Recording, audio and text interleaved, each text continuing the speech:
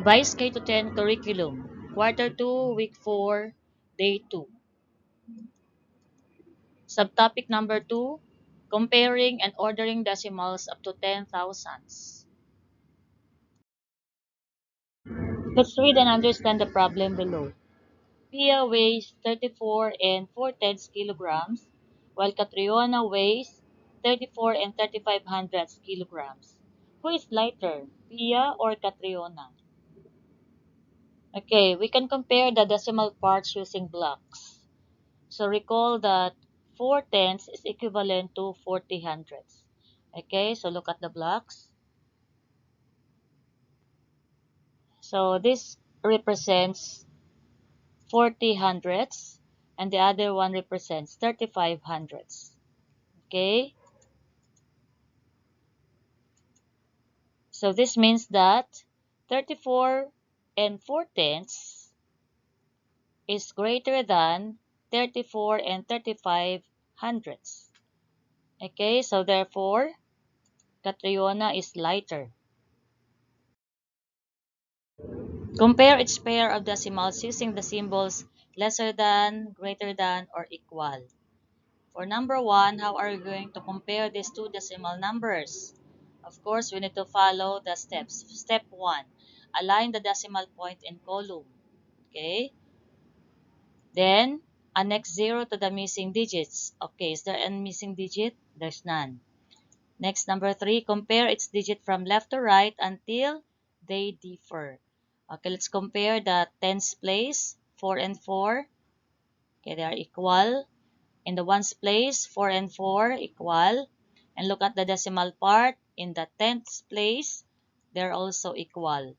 And what about 5 and 9? They differ now in the hundredths place. That is a hundredths place. Okay, so which one is greater, 5 or 9? Okay, 5. So we will use symbols lesser than, greater than, or equal. So which one do you use to compare these two decimal numbers? It's lesser than. Okay? What about number 2? Can you compare it now? Following the steps, okay? What's the first one? Align the decimal point in column. And then, annex 0 to the missing digit. So, is there a missing digit? Yes. So, we need to add 0 to the missing digit. Okay? Then, compare its digit from left to right until they differ. So, on the whole number part, it's 0. So, they are equal. In the decimal part, in the tenths place, they are also equal. In the hundredths place, they are also equal. And then they differ now in the thousands place. So 2 and 0, which one is greater, 2 or 0? Of course, 2. So what will be the symbol for number 2? Correct.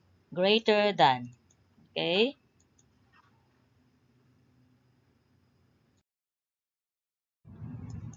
So for number 3, look at the numbers. What are we going to do first? Align the decimal point in column. Okay, so is there a missing digit? Yes, we need to add 0 to the missing digit.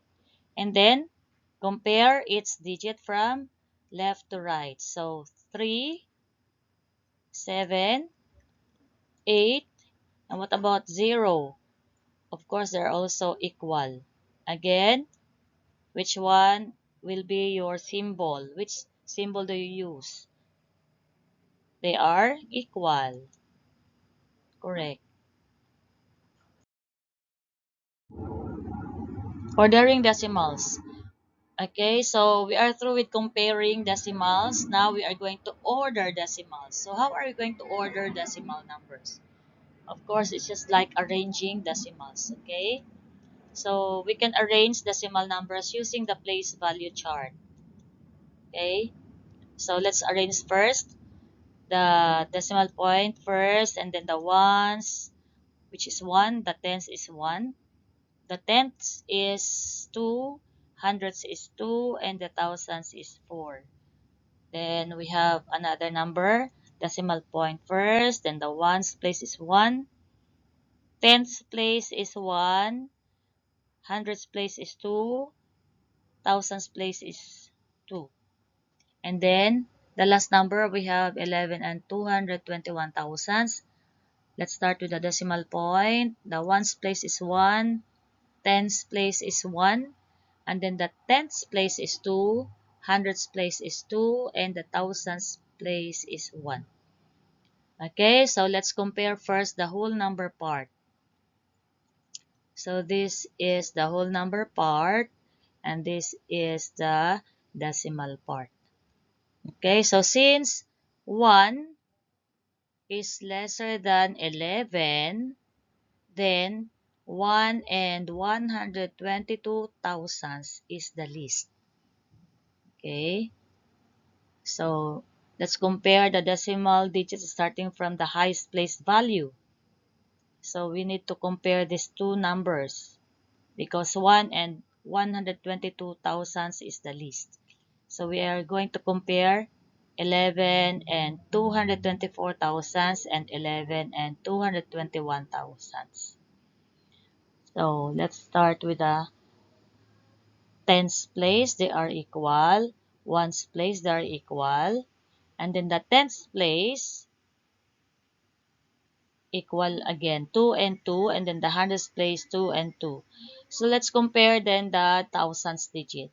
Since we have 4 and 1. So 4 is greater than 1.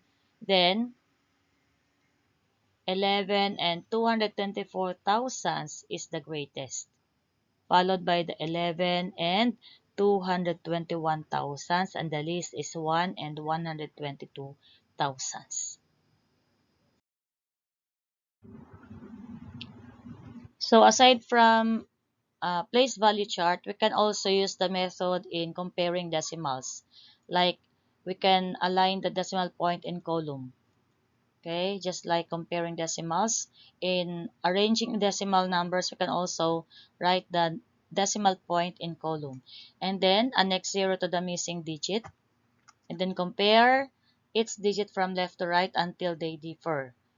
But since we already know that 1 is lesser than 11, then 1 and 122 thousandths is the least.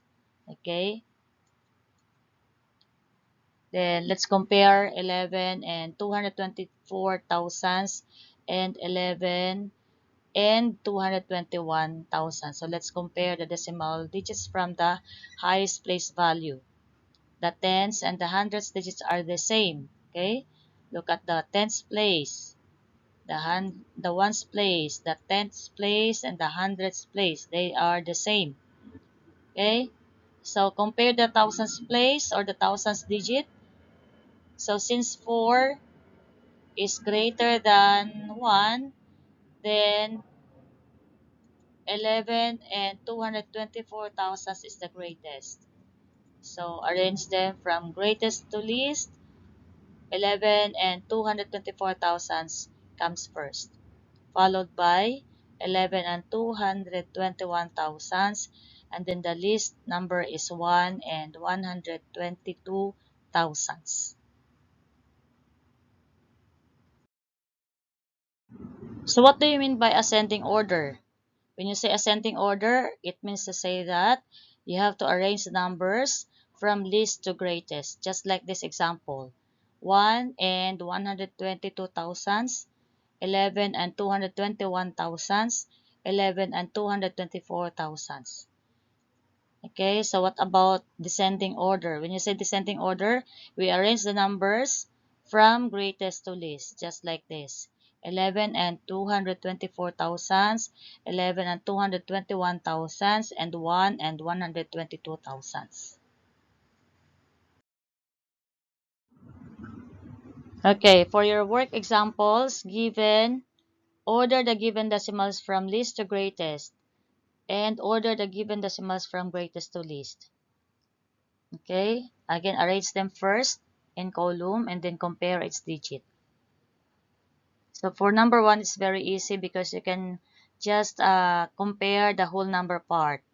So it's very easy to identify which one is the least. Okay, in number 1, the least number is 11, followed by 14, and then followed by 46, and then the greatest is 49.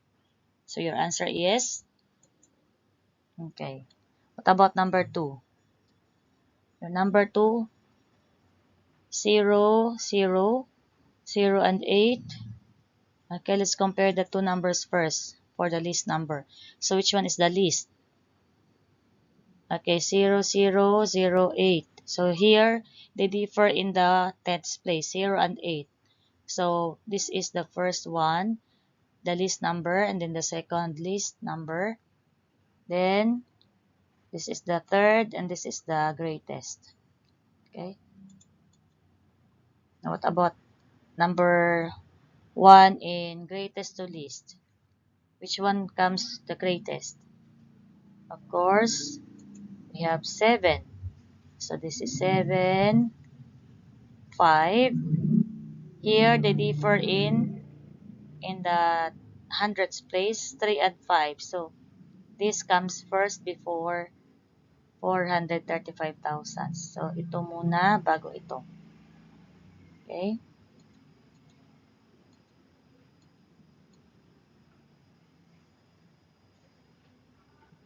Then number 2,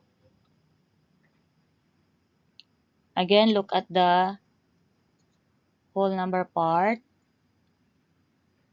So which one comes first? Of course, 11 followed by 9, and then between these two numbers, what comes next is 9, and then this is the last one. The least number is 1 and 487 thousandths. Okay?